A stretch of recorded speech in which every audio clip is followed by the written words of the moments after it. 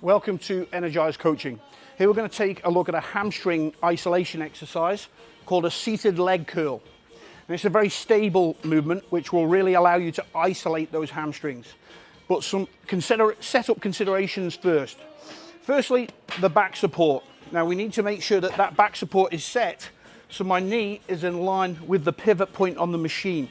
Okay, and that means we've got our hamstrings located firmly on the seat, and then we can bring the feet on top of the ankle pad.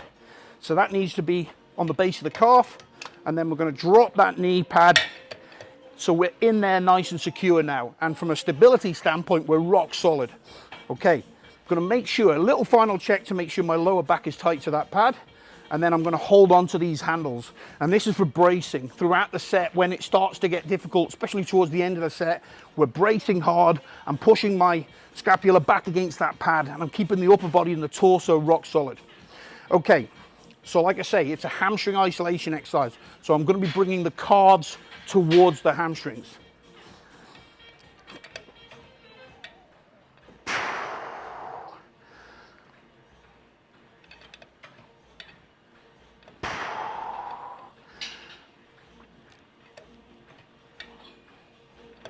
Okay, one more and I'll tell you what I'm thinking. Okay, firstly, alignment. Feet are hip width apart. Got my ankles, my knees, my hips all in a straight line. You got to remember the knee is a hinge joint, so it needs to be hinging really accurately, or I don't want any twisting in that knee joint. Secondly, keeping that pelvis secure so that the hamstrings can work effectively. Okay, and then again, like I say, bracing hard, avoiding any upper body or torso movement, and just allowing the hamstrings to do all the work. Okay. Now, when I bring my feet up, I'm really feeling those hamstrings lengthen. And I want to get as high as I can there to straighten the legs so that those hamstring fibers are nice and long.